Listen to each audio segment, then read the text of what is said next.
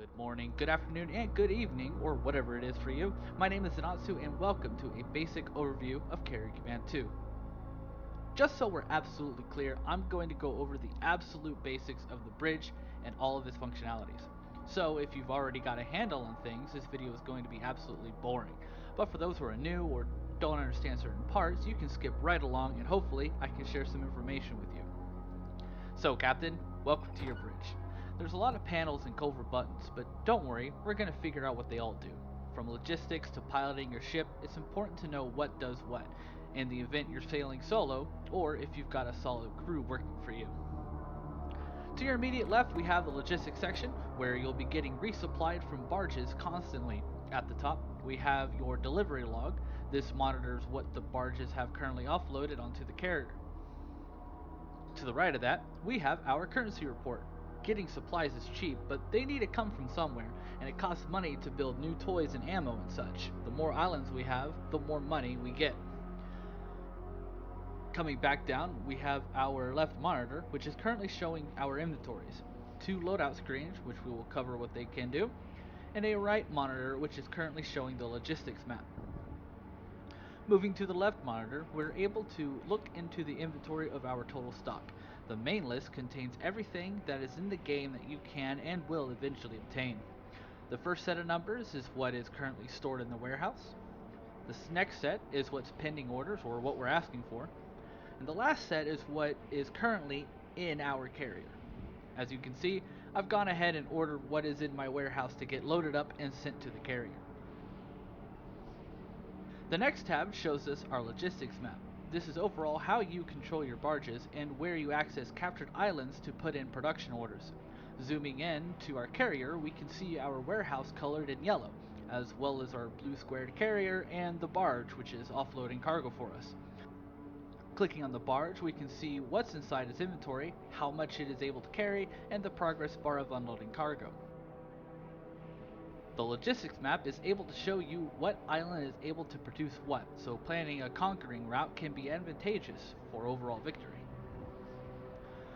The next tab is for barges. This is a total list of all barges in your fleet and some information about their tasks. You can click on a barge and get some additional options and basic information about it. Now we'll take a look at this loadout monitor. This shows us what vehicle is available and its status. For me, I have 4 surface and 4 air vehicles ready to go. Clicking on a vehicle will bring up this loadout configuration. In this menu, you can see the status of the vehicle, from its health, fuel, and ammo, to its armor value and weight. In the right-hand window, you can hover over different mounting points to configure the vehicle in various ways. For me, my vehicle is loaded with virus bots. Clicking on that will open a menu to replace this hardpoint with other compatible options.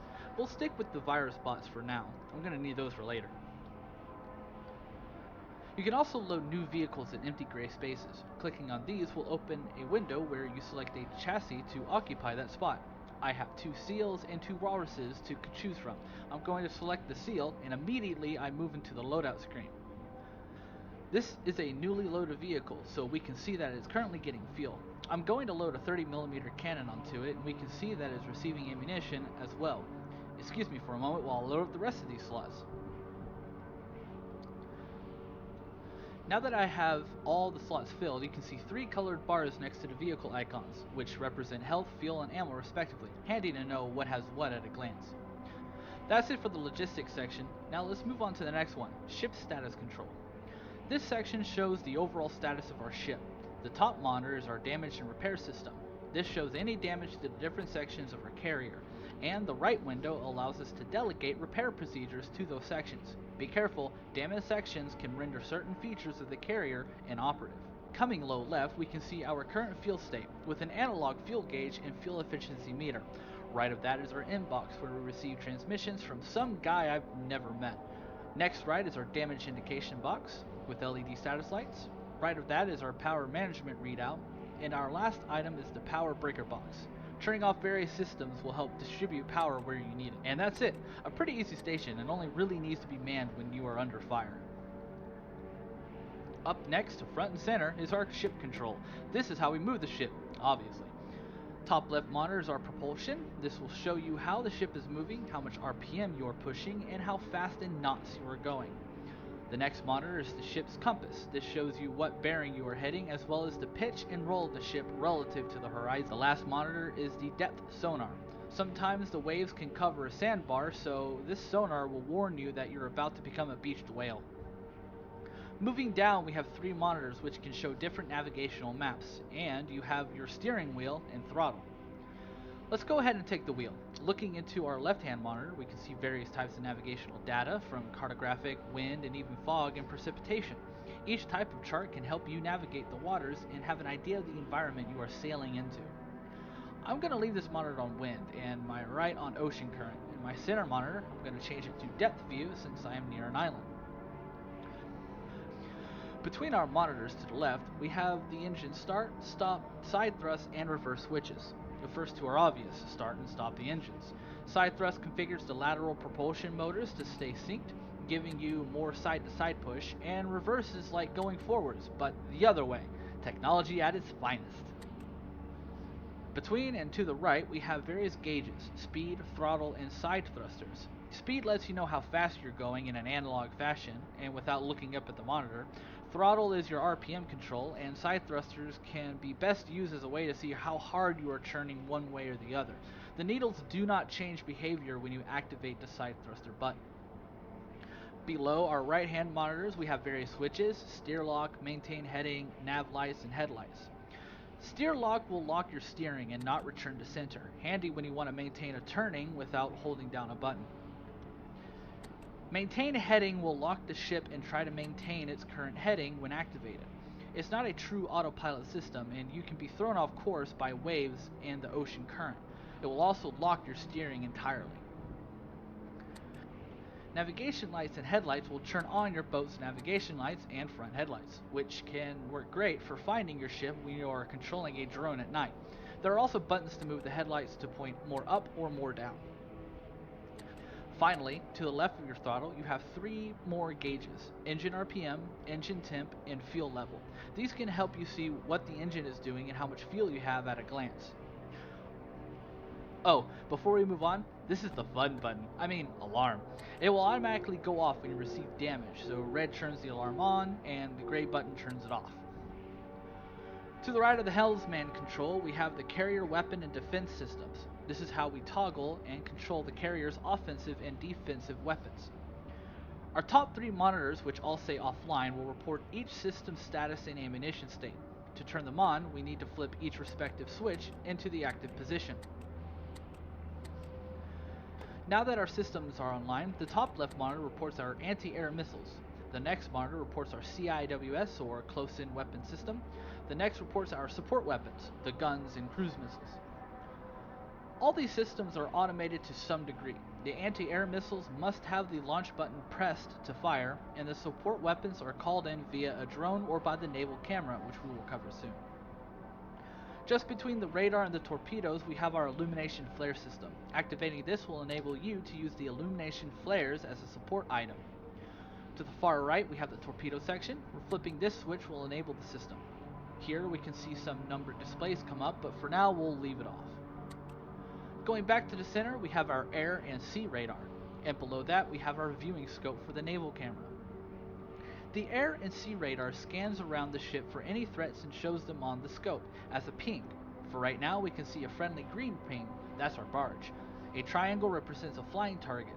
Our carrier is in the middle, and the green line that shoots out represents our bearing. You can zoom in and out with the radar for 3 zoom levels: 2 kilometers, 5 kilometers, and 10 kilometers, with a range between 2 circles indicated by the number low right. In the case of 2 kilometers, each ring is 500 meters apart. Looking below the radar, we can use the viewing scope, which brings us into a camera. Just like all observational cameras, we can take manual control. By doing so, we can slide the camera around, zoom in and out, switch to stabilization mode, and show the map. When showing the map, you can see your field of view as well as where your camera is pointing, indicated by the green circle, only when you are in the tracking stabilization mode. Okay, Captain, come out of the scope. It's time to go over torpedoes. Activating the torpedo switch, a few things will happen. The number display lights up, but if you look at the radar, we now have a red line. That line represents the launch bearing, indicated by the lower number display. To change the bearing that the torpedo will travel, press the up and down arrows. See how the line moves when you change it? The top number display represents the activation timer, or rather, how long until the torpedo seeker head becomes active in seconds. Currently, we have it set to 30 seconds, which is standard. To load and launch a torpedo, we need to look at a set of 4 buttons on the right-hand side. Obviously, the big red button is how we send it, but the smaller gray ones are how we load the tubes. We can load either a single torpedo or a single noisemaker torpedo in each of the 4 tubes. The L and R mean left and right, so we have 2 left and 2 right tubes. I'm going to load my top tubes with torps and my lower 2 with noisemakers. I like to keep a defensive option in case we have torpedoes used against us. Now let's use the barge as an example target. We'll set the launch bearing in line with the barge, and we will set the activation to 10 seconds. This will give our torpedo enough time to set its course to the bearing we want, just before it activates. Now, I don't know about you, Captain, but I'm not about to shoot our only supply ship, so I'm going to turn the torpedoes off to be extra safe. Once a tube is loaded, we cannot unload it, or even change what's inside it. Alright, moving on, we have our drone operation station. This is where we handle all automation for our surface and air vessels. Top left, we have our ship log. This tells us things like who's joined the crew or what enemy vehicle we've destroyed. Next to that is our air traffic control, ATC, monitor. As our planes and helicopters fly in, we can monitor their progress on landing and who's in the queue. Next to that is a really low resolution CCTV screen, so I guess see if our vessels are actually moving inside the bay like they should. It's kind of hard to see, but maybe you can identify what pixel is what. And last on the right is the deck elevator status. Right now it's at the lower deck, awaiting to lift the craft to the top deck for takeoff. Below our screens we have 3 crew monitors. Between those we have our surface and air launch buttons, and to the far right we have the crane status for our air vehicles. Let's take a look at one of these monitors. Here we can track the entire map and watch everything under our control, as well as the enemies we have identified and are currently tracking. If I zoom into the carrier, we can see our barge next to us. From this position we can do several things. First, let's click on the carrier, which pops up our loadout screen. Hovering over a vehicle will show us what it is outfitted with. Let's select Alpha 1. After we select the vehicle, we can set its initial waypoint. Now we have started the process of launching an aircraft. This takes some time, so let's go over some nuances of the waypoint system. If we click and drag this waypoint, we can set up a second waypoint. We can continue this trend and make a box around our carrier. Dragging one waypoint to another will establish a cycle program, where the craft will continue the waypoint progression forever, useful for patrols. If we select the waypoint by clicking on it, we can modify certain attributes of this waypoint. Since this is an air waypoint, we can modify the altitude of this specific waypoint. I'll set it to 1000. Do note, however, that if you make a waypoint and then immediately make a secondary one, the second waypoint copies the attributes of the one before it. So looking at the second waypoint, we see the altitude is still set to 400. Okay, let's recall this drone. We'll select the drone and drag it to the carrier, thus setting a waypoint, and it will start its automated landing procedure. See that dashed line? That means the vehicle is in the process of returning to the carrier. Let's watch the ATC monitor. You can see our aircraft is now in the traffic pattern. It will remain in this pattern until it is the next in line to land. Now its icon turned red. This indicates that the aircraft is on its final approach to land. It's very important at this stage we do not do any major movements to the carrier as the aircraft is trying to land. Let's watch.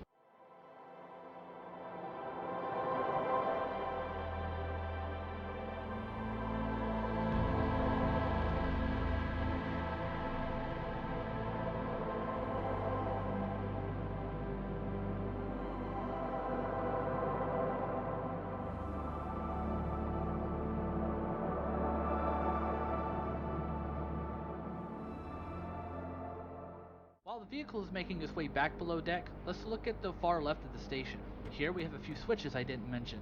Up above we have our runway lights, and below we have the deck lights. These will give some illumination to help guide pilots who are manually flying the aircraft the ability to see. but our drones don't need them. Okay, Captain, finally, the last station, and this is your seat. Here, you have access to a holomap, which provides more 3D tactical navigational information. Below the map, you have buttons to focus on the carrier, to focus on the world as a whole, and then different navigational overlays just as the helmsman has. You also have the best view on the bridge to see what's going on, and are able to better give out orders to the crew. Well, that's everything, Captain. Best of luck on your mission out there. As for me, I need to go make sure those loading cranes stay operational to keep your barges loaded.